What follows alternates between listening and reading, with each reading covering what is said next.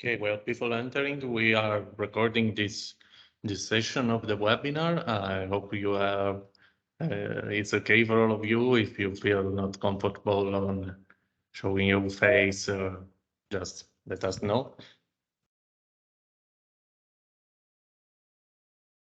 I'm waiting still 2 minutes because I see that people are coming in the lobby, and it's really great.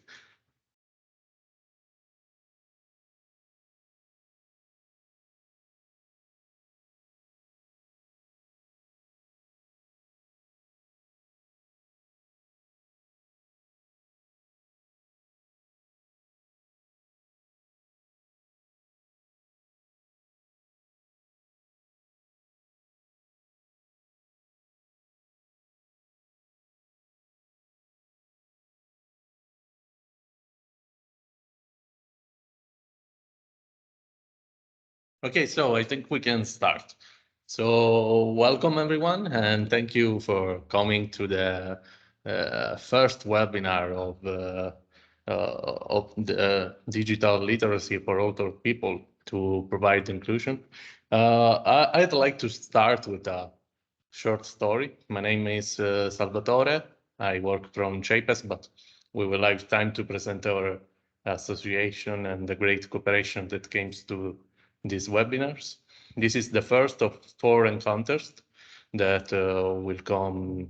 The second one will be at the end of the month, while the others will come later, and we will announce to you when we are ready to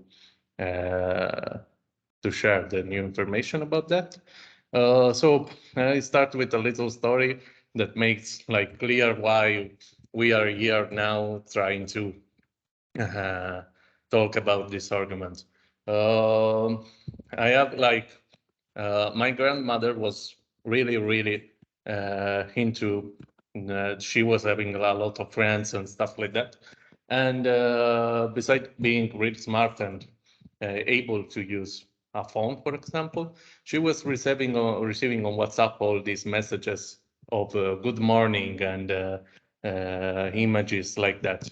But since she was not really good with her hands on writing back, she was always calling back all the people who were sending a message for just saying good morning. This makes a little problem on sharing the conversation with the friends, and for someone is annoying. And we tried to solve this problem, and we did it thanks to the vocal recording from the message, because she will not have to write the message itself, but there was a lady who was writing for her, and this made it possible for her to stay in contact with all the friends that were saying hello and good morning every day. So I think that is the main point. Sometimes we forget that we have a lot of digital instruments. We have social network, we have the internet. And after the COVID pandemic, we saw how much is important to use all these tools to make a connection with the people that are around us. We have an incredible big space that is the space of the web, that it's some way for someone difficult to enter in. It's like a closed room where all your friends are, and you are not able to enter because you don't have the key to this. So what we are trying to do now is give a sort of key. And I'm really happy that you are here, and I hope that this is in some way the aim for you too. I will not wait. I will give you no further ado, and I will present Ms. Kigelman, that is working for the for PH, that is a great university, and she will introduce us to the team of the Geragogy. So when you're ready. Thank you very much, Salvatore. I'm Professor Mechthild Kiegelmann from the University of Education in Karlsruhe, together with Anna Herche, who also works in this project, Ganymed from the University of Education. Our task is it to say something about the Geragogy part of our project Ganymed here. And as I said, the University of Education is a university of education with a focus on teachers' education, like a teacher's college or a teacher's university. That's the tradition. But now our university is wider and bigger, and we have a program on early childhood education, and we also have a master's degree on Geragogy. And now the question is, what is Geragogy? And one important point is that we need to differentiate between teaching and Geragogy, because sometimes people think that when you work with older people, what they need is to have a teacher who tells them what to do. And that's a big thing to learn for us in our project, but also in the entire community when you work with older people. In the center of learning is not to earn a certificate or to learn something in order to get a career. But in the center of learning, when people are older, is to keep participating in society, and therefore cooperation, reflecting on your own needs. Does it really need to be WhatsApp in order to communicate with friends, or would being on the phone fine as well, or just having a meeting over coffee or other drinks would be better to reflect on this? That's the first part in Geragogy. And there are some principles that show and illustrate more the key idea of Geragogy, and Anna Herche will now explain these.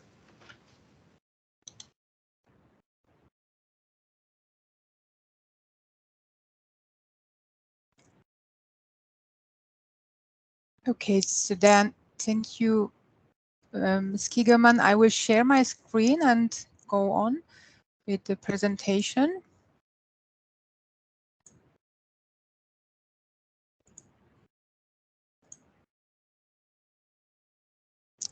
Can you see my screen?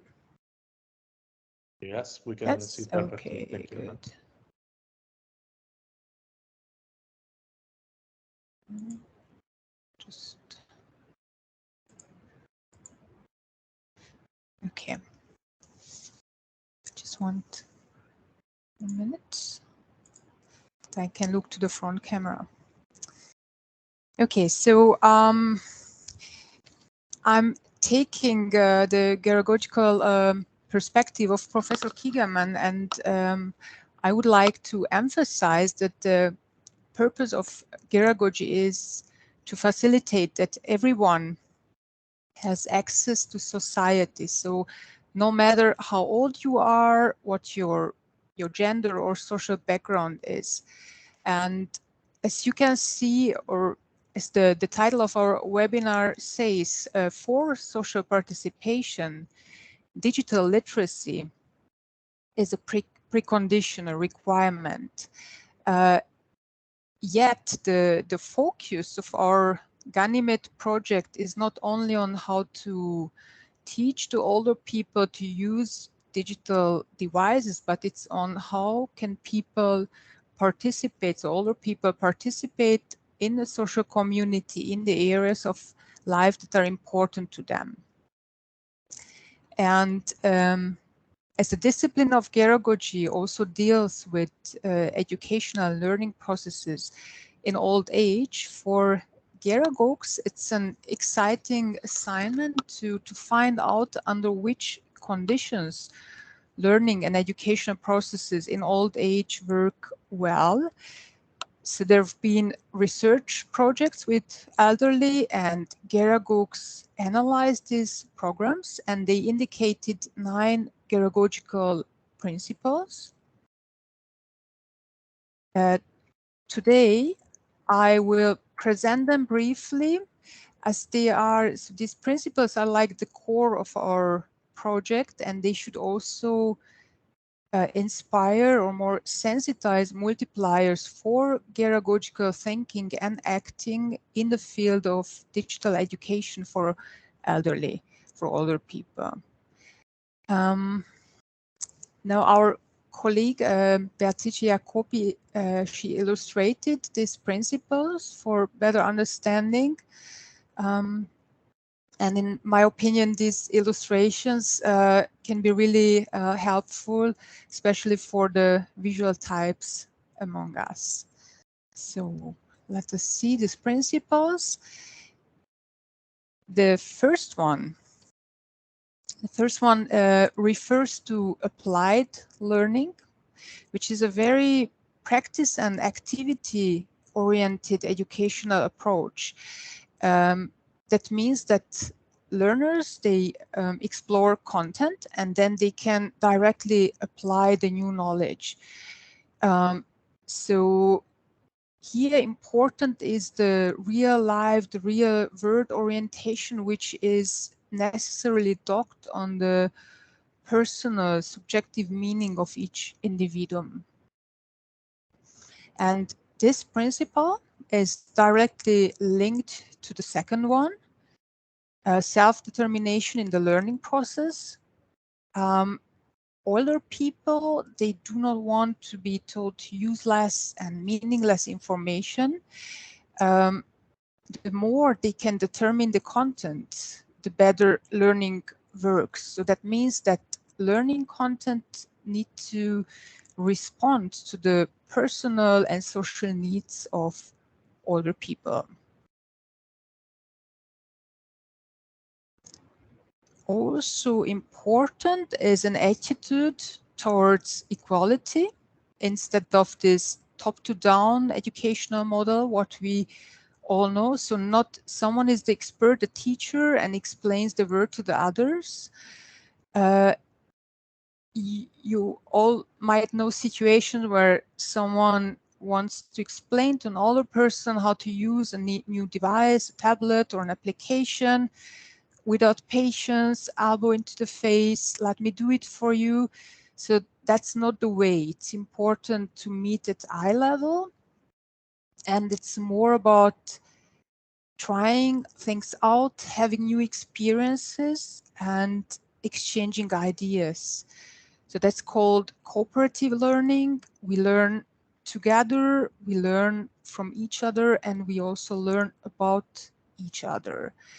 And older people, they have a lot of life experience, and we can build on their experiential knowledge. So now I'm coming to the next principle.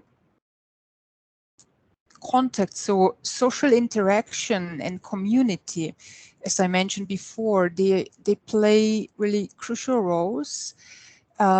Research shows us that people who feel integrated into a group or community, or be it an institution, they are often more motivated, and therefore they learn easier. So important here is the orientation to social space. So in a sense, it's about improving the living conditions of all people in a district or neighborhood. And central motivation for older people are their personal interests and needs. So one more point is to say that if it's necessary, we need to reach out for people, invite them to participate, and create also low threshold educational programs. And if I'm talking about inviting people, then I'm right at the next point. When we create learning spaces, it's important that these learning spaces are designed in a way that people who participate, they feel safe and valued. But there are still people out there who do not feel safe in certain groups or places. I'm talking about discriminated minorities, and therefore they do not participate in educational programs. So safety is a basic need for education or for learning processes, I would say. And another point is that some people, some of us, they have quite negative images about age and aging. And these negative images, they can be an obstacle for learning. They hinder learning. So we need to do some self-reflection and reveal our values.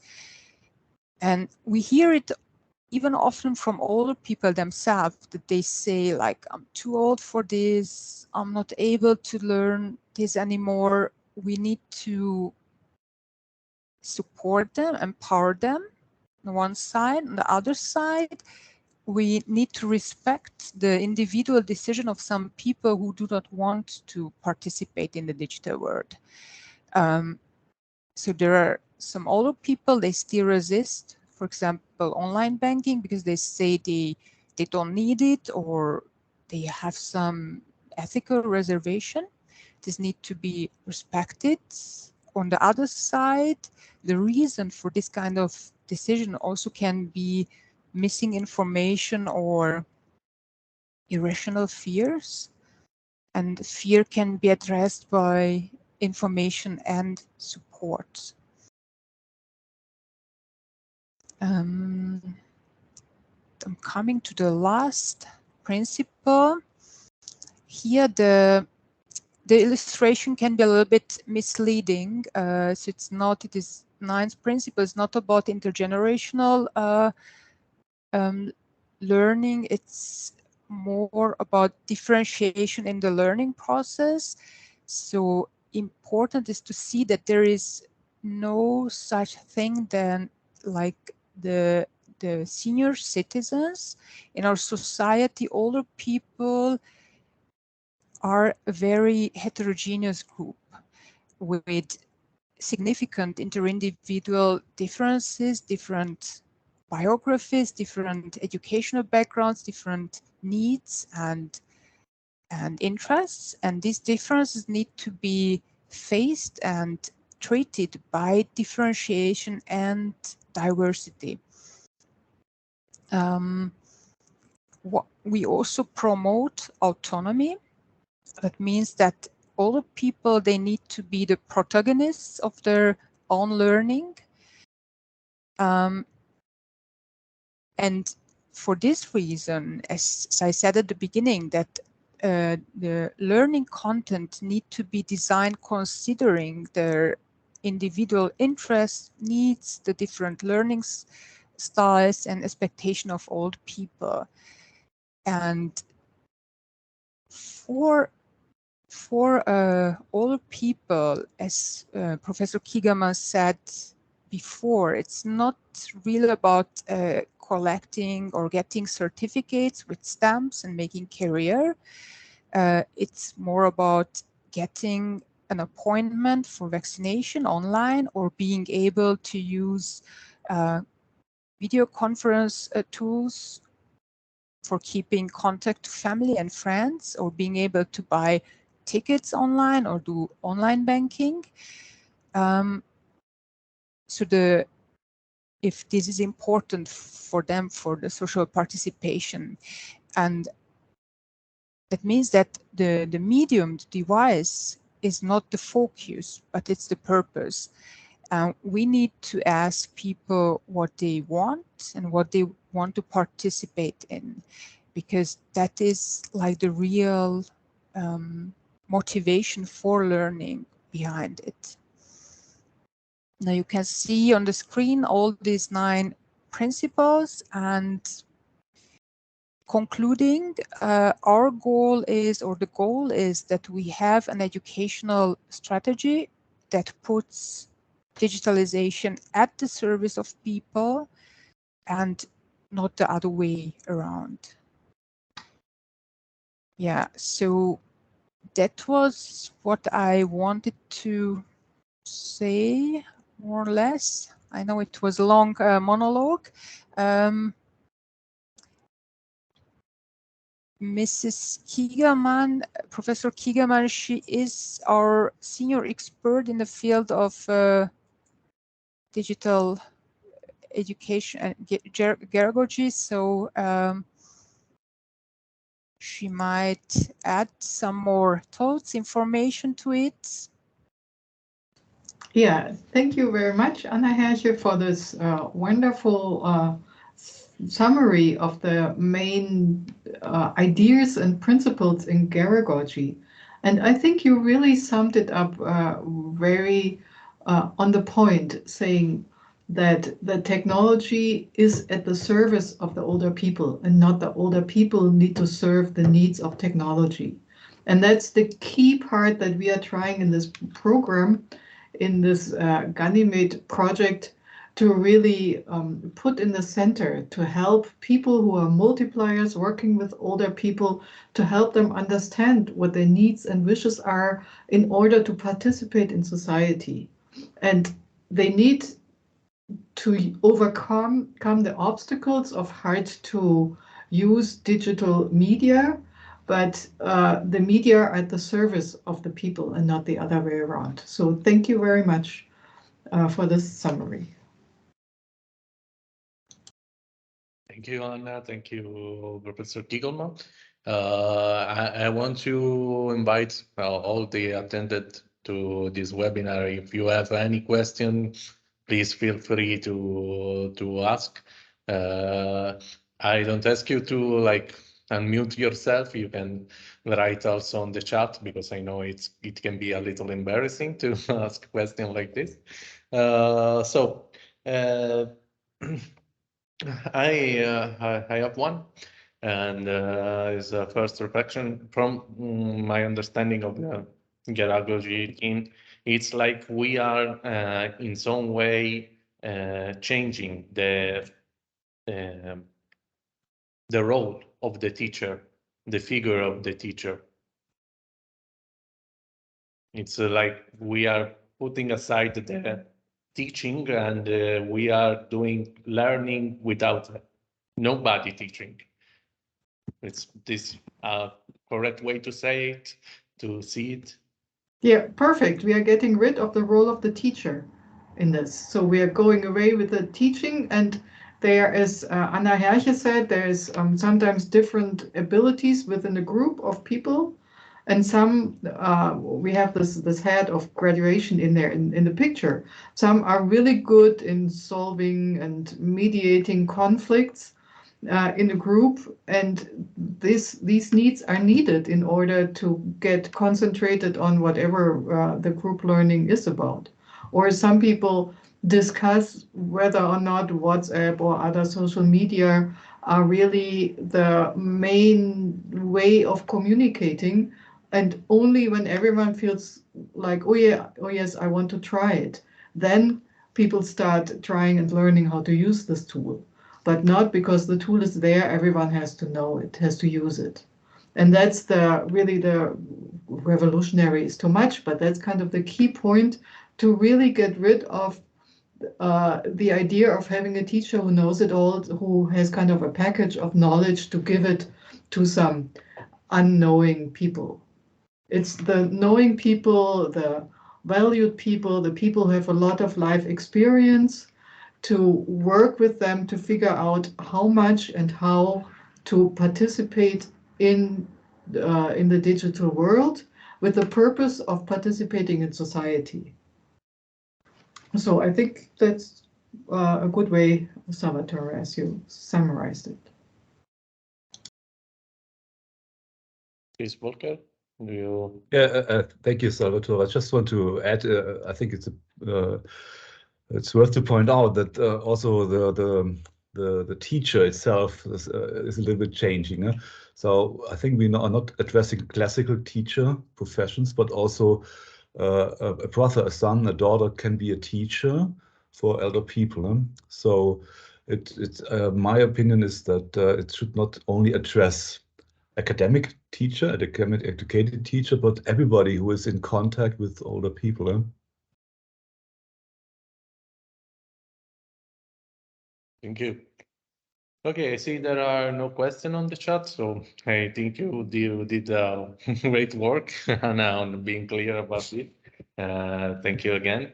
So, okay, regarding us, we are not, we don't wanted to start with a presentation of this consortium, but I think it's really needed to all of you to know who we are. So we are the consortium of the Ganymed project that Professor Kigelman and Anna already talked a little about, but we'll talk about it a little better. And we will want to make like a short, really quick round of presentation. I will start from myself. I will share my screen.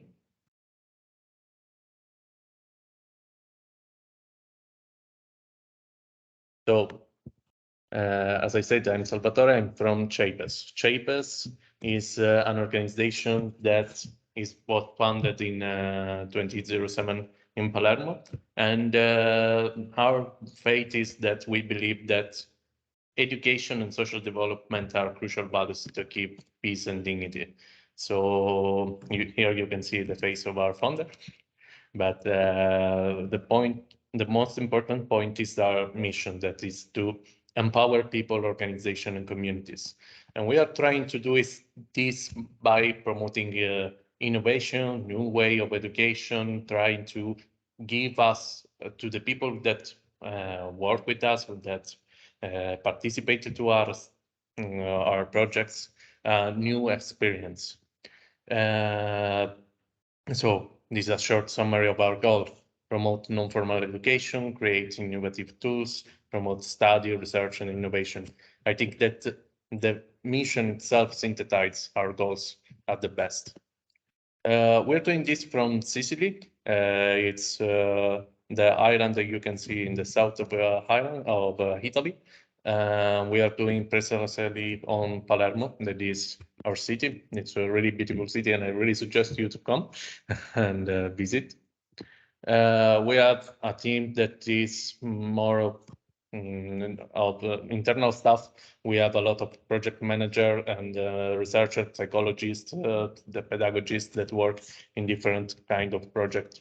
But we also have some volunteers and interns from like the guys from the European Solidarity Corps who will take a little time to stay in Palermo with us and do some work with us. And we sometimes have to deal with some external experts so that we can have their help to make our work better. This is our project office where we mainly work. And we have like an area of project development and 4 units that works in 4 different part of the in 4 different topics, like from the innovation of the unit 1, human and civil rights. We think also about art, culture, design, gamification, and all the non-formal learning. And the unit where I work is about the health, sport, and disability, but especially in my case, is for technology for inclusion, how we can use technology to make people more social included and not being overwhelmed from the technology itself. These are some activities that we do. We do a lot of projects with sports and trying to be active and make make our health feel better, both mentally and physically. We work with a lot of different programs, but some projects that I can talk about you is that are some projects that are regarding the elderly and the technology. For example, we are working in the project Incluaging, where we want to develop non-formal education materials for family members and legal guardians of people of people who are usually not considered in their aging purpose, like people with disability. Usually, we have a lot of time. We saw that there is a great concern, a great focus about the child and about the child, but aging is not something that is considered. At some point, everyone gets like forgot.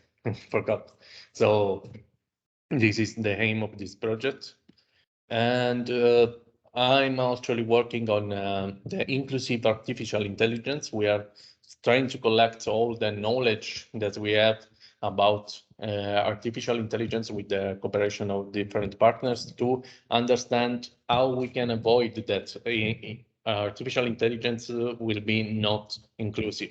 We already have seen a lot of moments and situation where artificial intelligence have been racist or not really answering well and polite. So this is a way where we are trying to do our best to understand how we can make this better. And of course, there is Ganymed, but I will not spend a lot of words on it because I know that my colleague will do for me. We are doing this in our Rise Lab, where we try to involve the community that is around us in the neighborhood of Uditore. It's called the neighborhood in Palermo.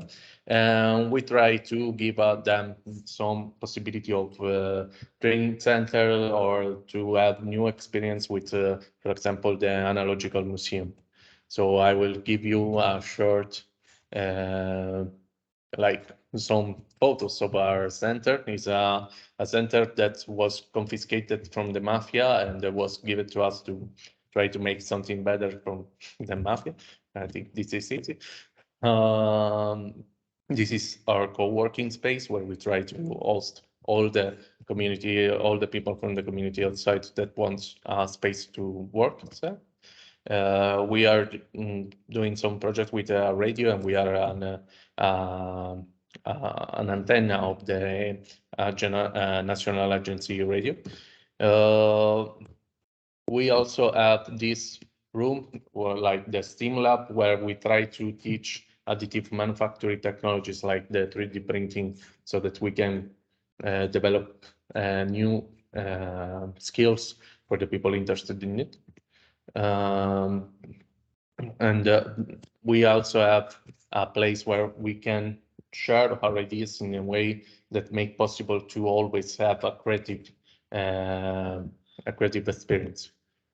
A theater that we use from film to artistic performance to workshop with people, and also an analogical and digital museum that is focused on the Agenda 2030 and about migration, human rights, and sustainability.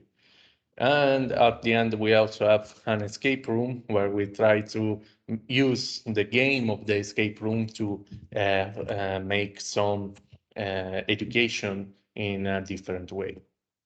So that's it from me. Thank you. And I will give the word to Maria from STEM.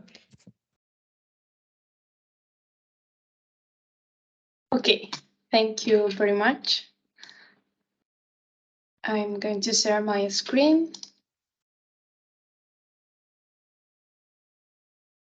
Okay, can you see my presentation?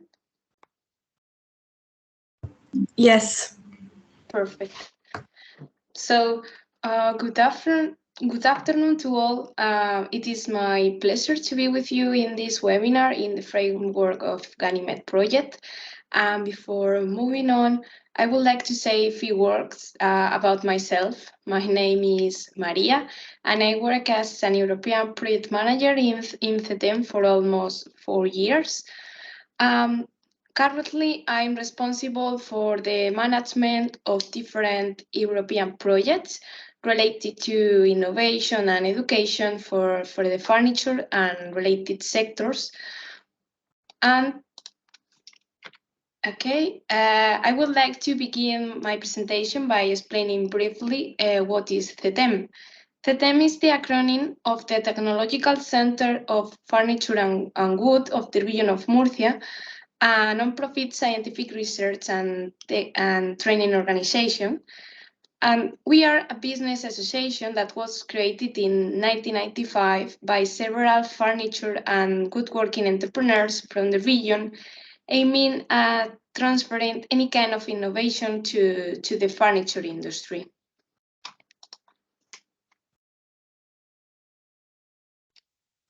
Moving on now to CETEM staff. CETEM is made up of 43 professionals with different qualifications, as you can see on the slide. And we are located in the southeast of Spain, in Yecla, which is an important cluster of furniture, upholstery, and bedding sector. Let's talk about the business model of CETEM. We currently represent around 100 companies from those sectors. And on this slide, you can see the main domains we are currently working on, mainly in technology transfer, research and development, training, and industry. As I don't have much time, I would like to focus mainly in my department, the international projects area. And as you can see on this slide, now all those appear, sorry. Okay, as you can see on this slide, there are a wide number of different logos from different European projects in which CETEM is involved, whether as a coordinator or as a partner. However, I'm going to highlight only 4 of them. They are quite related to Ganymed project. So let's see. And the first one is Desire, an Erasmus Plus project focused on vocational education and training. And the main goal of this project is to provide professionals in the construction industry and the furniture sector with tools and skills to apply the methods of design for all or universal design. So they can use during the design process with the aim for other people can remain dependent and healthy at their homes. Other example, I find it worthy to speak about the 3D for Elderly project in which CEPES is also involved. It is said that 3D print technology has positive effects on people's cognitive and relational sphere, and the objective of this project is to increase the quality of the work of caregivers and those dealing with Alzheimer's or dementia. And also we have projects in the field of adult education, and Seniors for Circular Economy is a great example. Our main aim is to engage and empower senior citizens for the green and sustainable digital circular economy, involving them with a high quality adult education and lifelong learning. And last but not least, Faraon, because apart from Erasmus Plus initiative, we are also involved in larger calls such as Horizon 2020. And within this project, we are running different pilots in several European countries to promote a healthy and active aging by integrating digital devices and services for older adults. To note, the results are quite satisfying, to be honest. And this is it by my side. I hope these projects are of your interest. This is my mail for any question you might have, and thank you very much for your attention.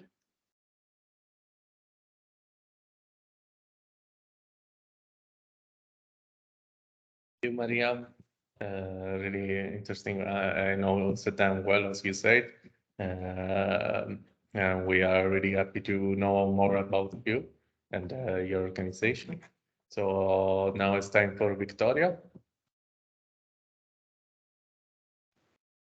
Hello, everyone. Hello, Victoria. I'm going to share my screen too. Thank you. One sec. Can you see my presentation? Yes. And we see full screen. Okay. Thank you.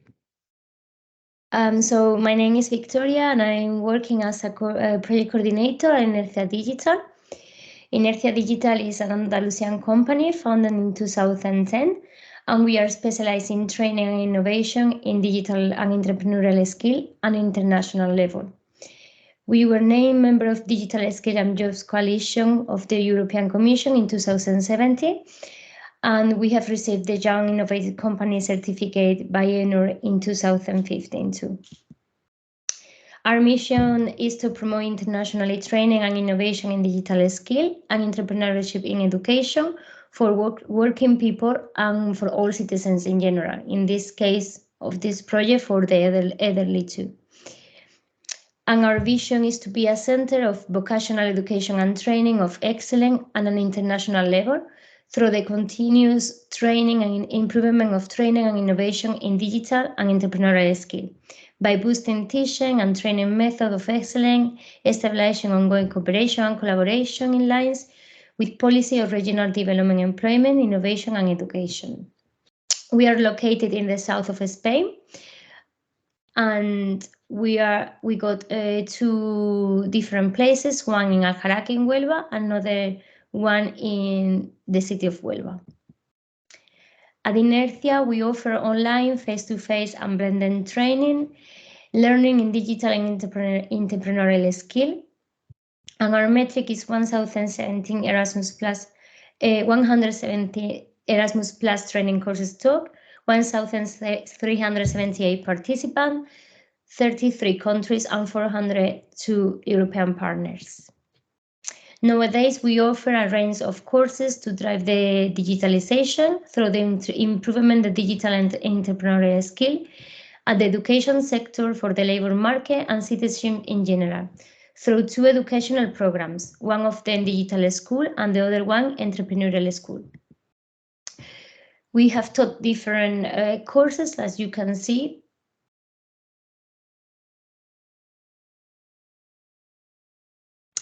And we offer society lifelong training for workers with afford to the ECM employees to learn some necessary digital competence, like advanced digital marketing for small and medium enterprises, advanced e-commerce for small and medium enterprises, advanced cybersecurity for small and medium enterprises, and basic digital skills.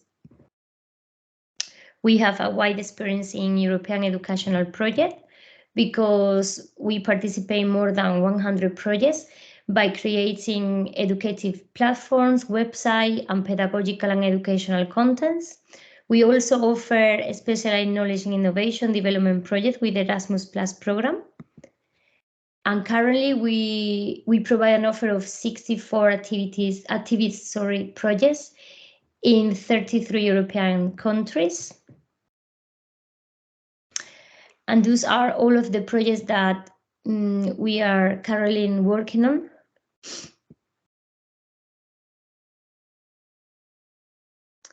Among them is Ganymed.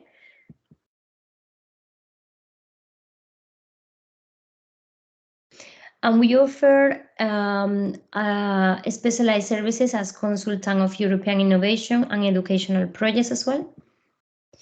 This is our team. We have got the management department, the training department, the project department, where I'm working, teaching department, innovation department, consultancy department, and research department. This is our team.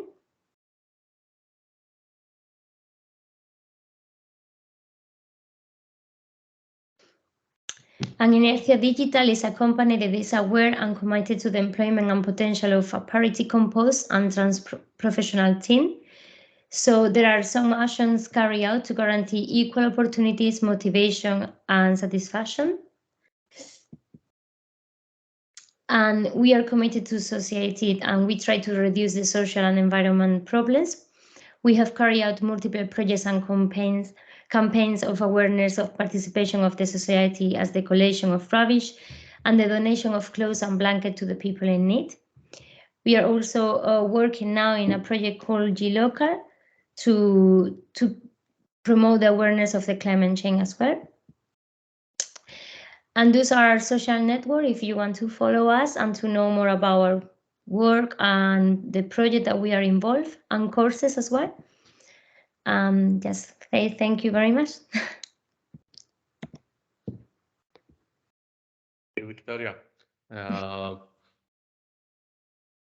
I know Inercia, you all know Inercia very well, and it's really great what you are doing and all your social effort to the work. So now the moment for Volker that will speak us about the KIT and also about a little more about the Ganymed project. So it's time, Volker. Thank you. Yeah, thank you very much. You can see my screen. Yes, okay. Yes. Yeah, it's a pleasure and also honor for me to speak in front of you about the project and the KIT. And I'm representing together with Beatrice the organization, and the first slides are a little bit explaining what we are doing. Our town is in the southwest of Germany, and the KIT is the local university here, and it's quite a huge organization because we have a melting between two campuses in the last years, and we have about 25,000 students, which are also on the campus with 10,000 staff members.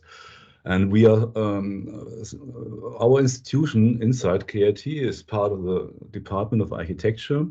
It's called Building Lifecycle Management. So you can see we are a very small group in a very huge organization in the background of architecture.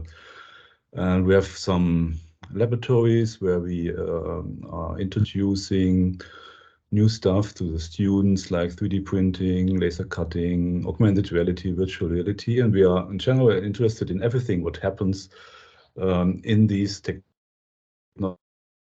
We are interested in what does it mean for the society and the built environment in general.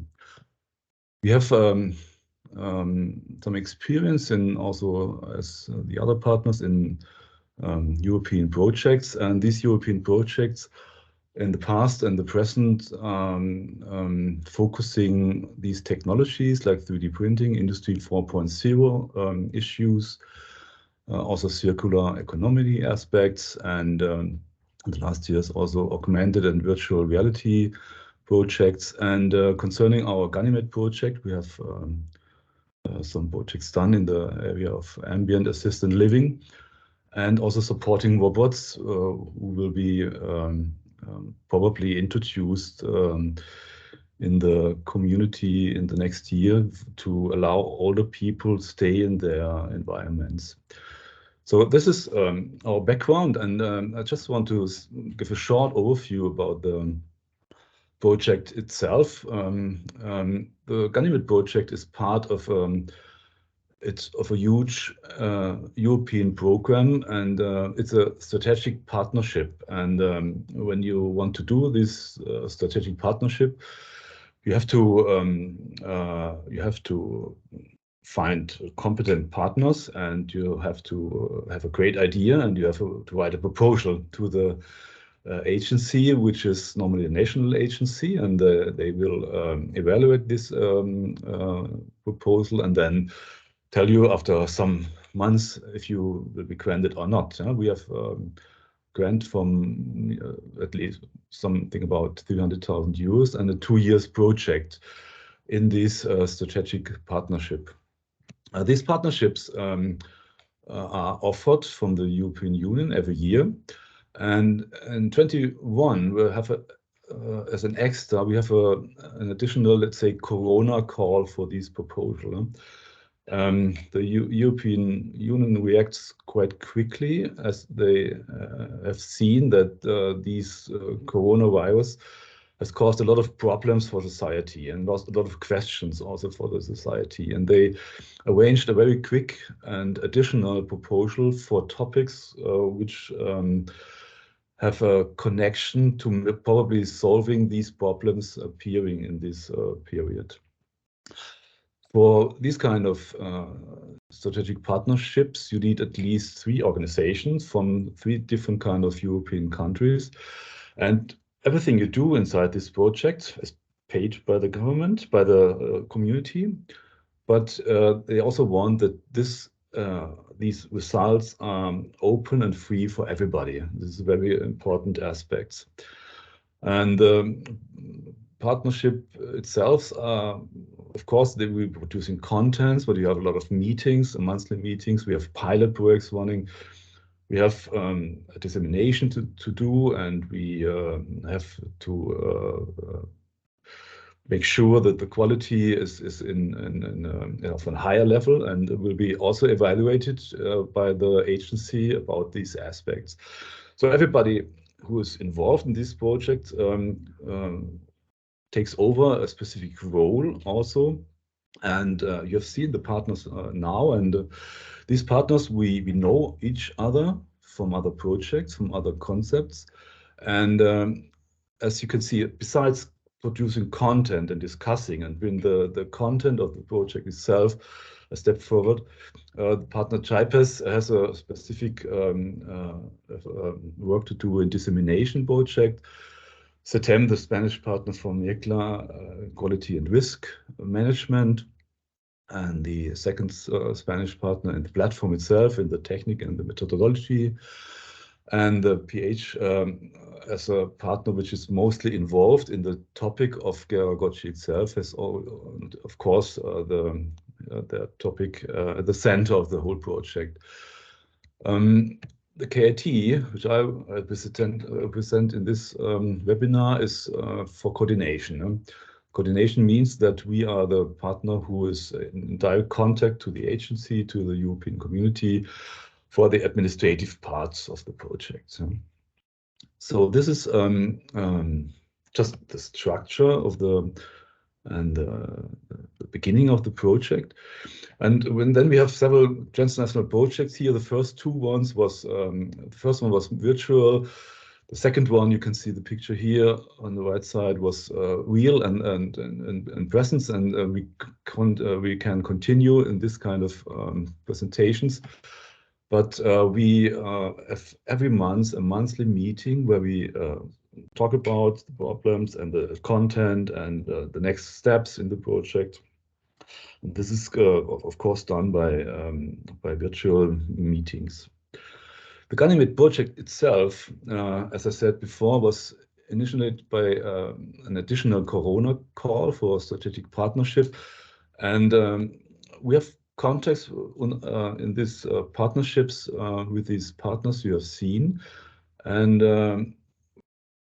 as a definition of Geragogy, you have also from the presentation of the colleagues from PH seen that we are focusing very old people. In contrast to very young people, pedagogy, we can define Geragogy concerning people which are more than 70 years old, maybe. And when it comes to Corona crisis, when you see the whole society and which is confronted with this virus, we have to stay at home. We have been isolated, and most of the society has to switch online. And I hope you agree that there are 2 parts of this society which are excluded from this online community and online talks. The first one is the very young ones, which are not able, and they cannot, they have no online possibilities.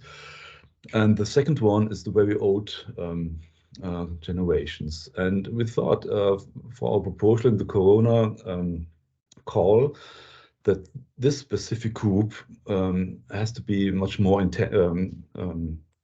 focus of the society. So we said that isolation and home office and all these aspects that you only can reach when you have access to all these media, all these technologies, is forbidden. For very old people, because they are not able to use it, because these instruments are normally made for younger people. And the Ganymed argumentation was like this: that the pandemic has shown the importance of digital tools for communication and for the society in general. We also see that most people can handle this very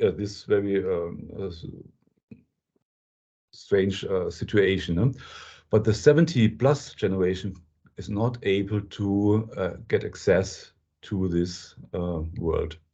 And we have focused 3 reasons for this. The first one is that the digital tools are not adapted to people more than 70 years. Yeah, it's made for younger people. The second one is that there are insufficient training programs for these people to learn this content, to learn these methodologies. And the last one is that there is insufficient teacher skills to bring this content to the old people. And the focus of our project is to solve the last point of this argumentation, teaching the trainers, teaching the teachers. And so we have to do with a lot of technical stuff also. You know these expressions maybe from the smart home discussion, and also the accessibility of the technology. Yeah, and it's all about that we are forced, in my opinion, also to change the role into the bodies of old people. How do they feel inside the world? What can they see? How does this work? So our goal will be, for one thing, we are developing content and we are developing structures and we are developing didactic systems to bridge this gap for our society. And we are developing an age-appropriate education for very old people in the field of digital methodologies and technologies. This is an overview about the project, and we have divided it in 5 intellectual outputs where we are working in.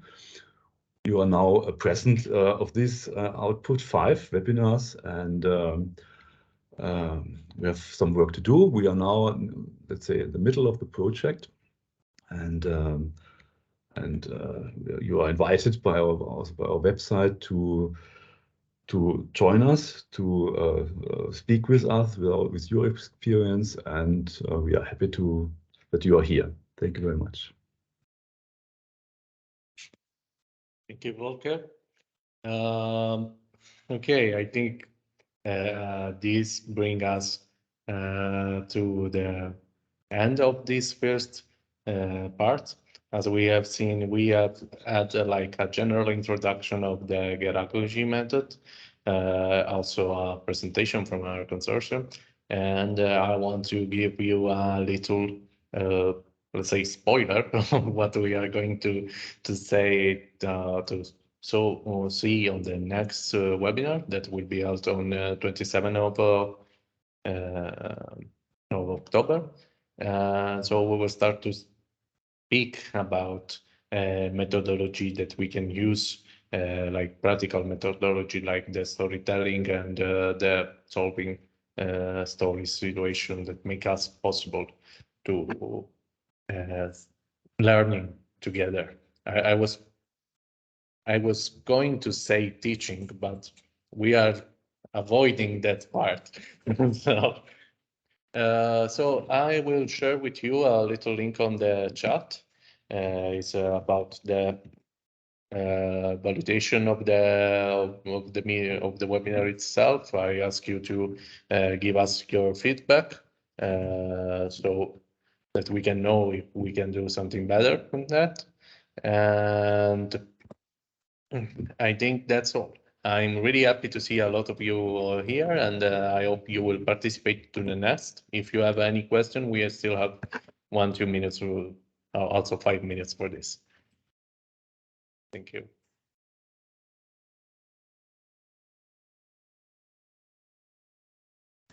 Thank you very much, both.